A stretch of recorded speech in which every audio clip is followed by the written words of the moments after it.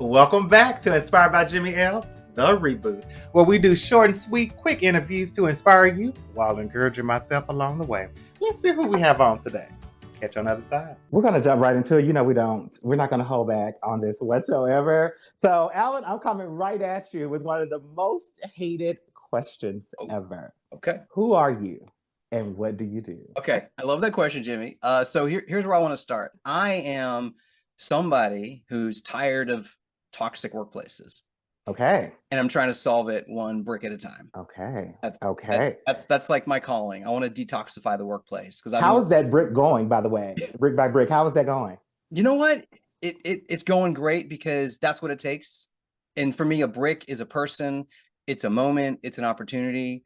And whenever I get the chance to bring my heart and my soul to a moment that needs it, I bring it 100%, and I don't apologize for it. I had a conversation just like that the other day. In fact, there was this urgency behind making this really, really important key decision in a workplace setting. And I said, guys, we need to pause. We need to take a moment. We need to offer some grace, and we need to make sure we're making a smart decision. We can't make an emotionally charged decision.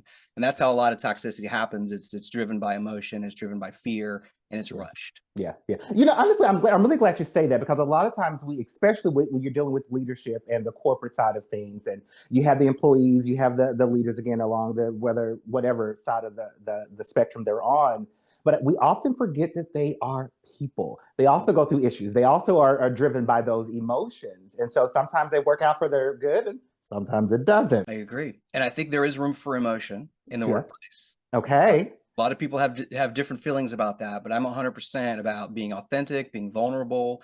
Let your emotions drive you as long as they're not making the decision for you. But I think there's a little bit of gut that's allowed.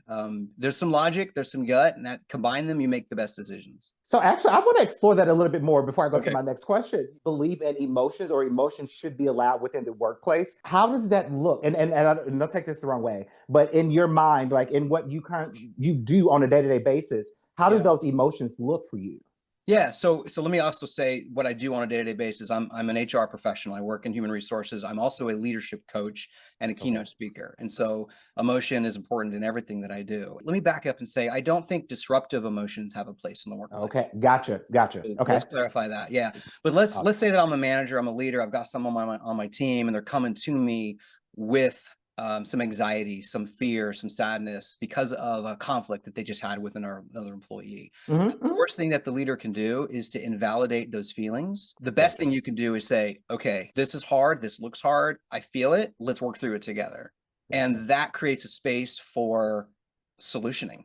You have to accept the emotions first, get past those emotions, then you can get to a place of logic. Leadership is not for the weak. And so to be able to coach or teach leadership, from your perspective, like, why you? Why do you feel the need that you have to be the one to coach other leaders or even stand in this HR space? Like, why you? Way to feed into my imposter syndrome, Jimmy. We did not come here to play. Why me? Because, well, I've been doing it for 25 years. Let's start there. But I started in HR sort of accidentally, like a lot of people do. Someone recommended that I try it out. I actually was going to go into sales and marketing, but I decided to try HR. No judgment. I learned a lot of the same kind of skills are necessary. And at the end of the day, it's about influencing people. And so I have discovered that one of my superpowers, one of my talents, is to create a comfortable, non-judgmental space for growth. And I was actually just coaching someone a couple of days ago, and they said that to me. It was sort of a wrap-up coaching conversation. And I said, what did you get from this? How was this for you? And she says, over the last 6 sessions that we worked together, you created a safe place. It was like therapy for your career. And I love the way that she put that. And I thought that is exactly what I'm trying to create. My company name is called My Coach Next Door. And that's nice. Yeah, because it's this whole concept of I'm the guy next door. I'm approachable. I'm comfortable. I'm friendly. I'm nice, but not like the pushover kind of nice. Yeah. More of the approachable, not judgmental. Let's create a safe space. So that's why me, Jimmy. Oh, okay. That was good. So you kind of hinted on it a little bit on how you kind of navigated into this HR space. Yeah. Backing up just a little bit before that, is this the life that you're currently living? Is this life something that you kind of prayed for, dreamt for, you put it on a vision board, manifested? Like how did this come about to be living this life? Wow. These are big questions, man. I love it. A little bit accidental, But Okay. along the way, as I discovered what I feel like are my superpowers and my talents and what I'm passionate about and the impact that I think I can have on the world, I have started going back to the bricks, placing those bricks to build that bridge one piece at a time. And Mhm. and yeah, I love the work that I do because of the value that I think that I create and the value that I think that I offer to people. My whole thing is to help you, Jimmy, or whomever you are, um, maximize your capacity. Yeah. I want to help you become the best version of you. And, I can be a little piece of that. That's great. And it's not an easy path, right? It's a lot of work. There's stress involved. There's a little bit of success. There's also setbacks. But through great mentoring, great guidance that I've seen, great models that I've seen out in the world, I'm on the path to get to where I want to get to. And Oh my it goodness. requires a little bit of hustle, my friend. Oh, I would imagine. Because actually, it goes into my next question for you, because you're speaking about everyone's capacity. And you and I both know capacity for each individual is completely different. Yep. And what motivates them is a little bit different. So coming from that perspective and looking at you as the coach of this, and assuming that you are a sane person, Okay. how are you maintaining your own personal navigation, your own personal guideline to make sure that, because you still have a little bit of empathy for these people without taking on all of that energy. How are you staying the course to not being able to pull them, but not necessarily dip down to where they are, where you can actually speak and hear to them? So that's the thing about empathy is there's a spectrum, right? Okay.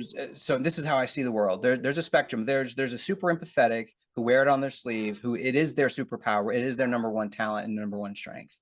That's not me, because if it were, it would be difficult for me. Because what would happen is I would have a conversation with you. You would feel sadness, and I would literally take your sadness. Feel that. I guess fortunately I'm not there. Okay.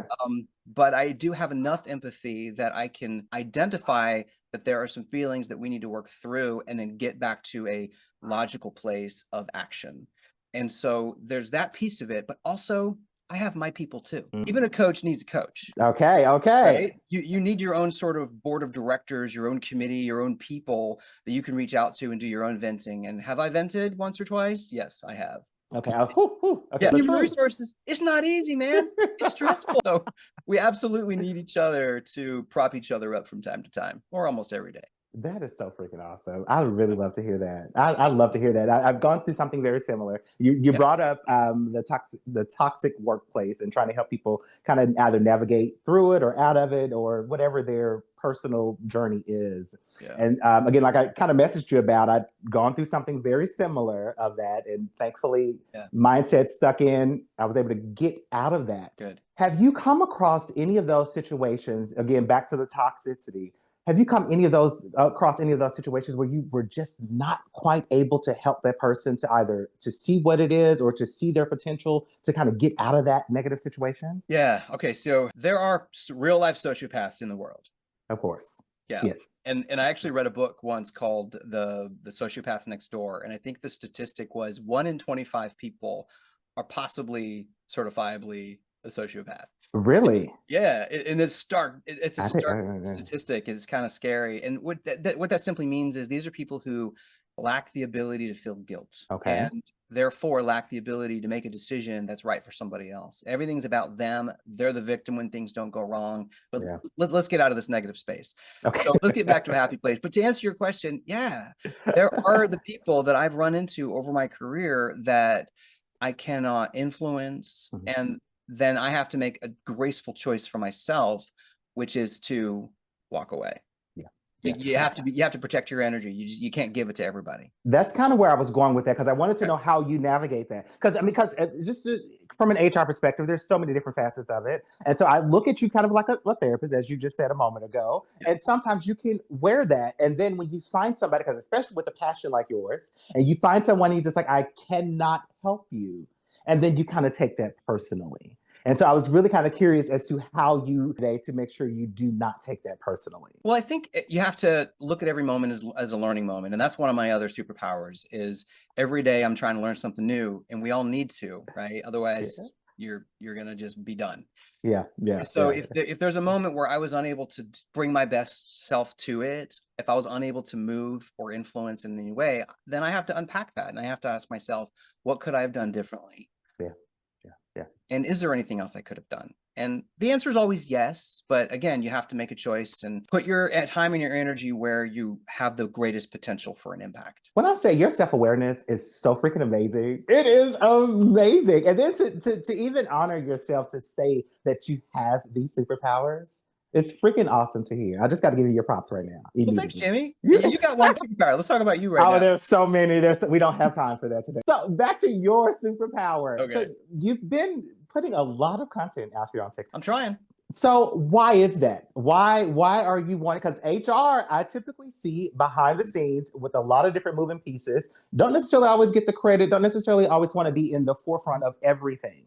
But I'm seeing you on TikTok with some practical tips, like realistic practical tips. Right. Why is that? TikTok specifically, or any social media? Well, I think it all feeds to one main idea, which is I have a story, I have a message on my heart, and I wanted to get it out there. And I want to detoxify the workplace. And I think that I have experiences, I have stories, and if I can share them, and if it resonates with at least one person, maybe I've made an impact to that person on that day.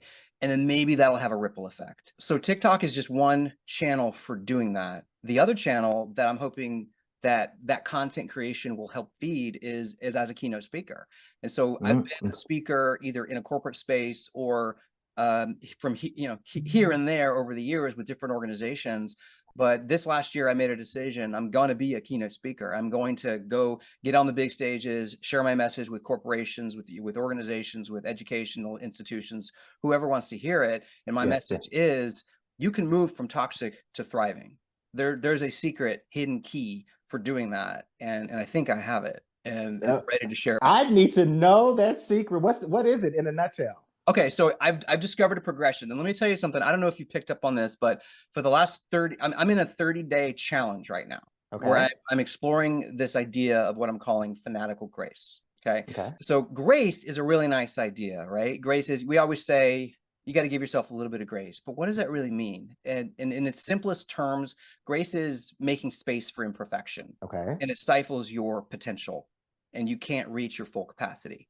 Now, if you start offering grace, you're now embracing humanity a little bit more. But let's take it one step further. What I call fanatical grace, that is where you take grace and you're using it to transform your humanity into strength. And so if we're all actively creating a space where it's okay to mess up, it's okay to be the new guy, it's okay to speak a hard truth, to give someone feedback, it's okay to have security in yourself and to say vulnerably, I don't know what I'm doing as a leader, I need help.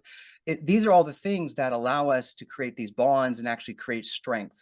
That's what unlocks our potential. Because when there's toxicity, there's fear, there's anger, there's sadness, there's loneliness, there's all these things, and that keeps us from being our best. So when you come to work and you feel good, you can be your best, you can do your best. In an organization, everything lifts. I know this all sounds so... No, I get it. And I even understand the passion behind it. Okay. I got you. I'm with you.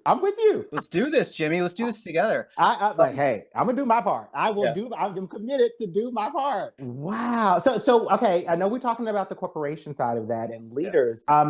But how does it, because especially when you're dealing with a large organizations, there's different departments, there's different leaders. Everyone doesn't always play along together. And a lot of times that disconnect trickles down to the hourly associate.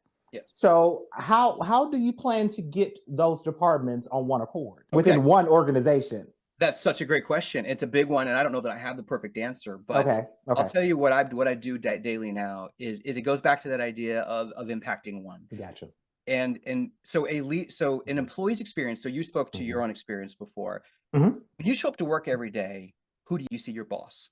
And you see your coworkers. You might be part of a large organization that has its own culture, but you have your own culture within your team. And the manager is the single greatest person to impact someone's employment experience. I agree. So if we can go sort of bottoms up, organically help each leader, each manager, as you become a new leader, if you've been a leader for many, many years and you've got bad habits that need to be broken, I think that we start there. But then I can go into a corporation and we can have a big picture message about how do you infuse grace into your culture. I think that's something that we can do too. And you can make grace your competitive advantage as a company. I think that that's possible. Yeah. But Yeah. we can go here or we can start here. Either way, I think you can make it happen. I love it. Okay. I got one final question for you. But before I ask that question, how can people continue to be inspired by you? Where can they currently find you? You can find me on Instagram. Both of them are at My Coach Next Door. You can also go to my website, mycoachnextdoor.com. And you can email me at alan@mycoachnextdoor. So come find me, talk to me about coaching opportunities, training opportunities, and speaking at your next organizational event. Oh my goodness. Final question for you. What has inspired you today? My daughter. Okay. She has been dancing all around the house, in the garage, in the living room, on the bed for months. She's 3 years old. So last week we finally got her into a trial class for ballet for a local studio. Oh. She was all in, man. She ran in, arms out, bouncing her way into that class, and just rocked the whole thing. So today we got her the full gear, the tutu, the tights, the slippers, and she had her first dance class officially, and she's all in. So now we're on this new path. We're going to be dance parents. So she's inspiring me because she's following her passions. I love that. That is like the perfect place to end. Alan, I thank you so very much for coming on today. Thanks for having me, Jimmy. This was fun. Let's do it again. Gotcha. Everyone else, we're going to see you on the next one. See ya.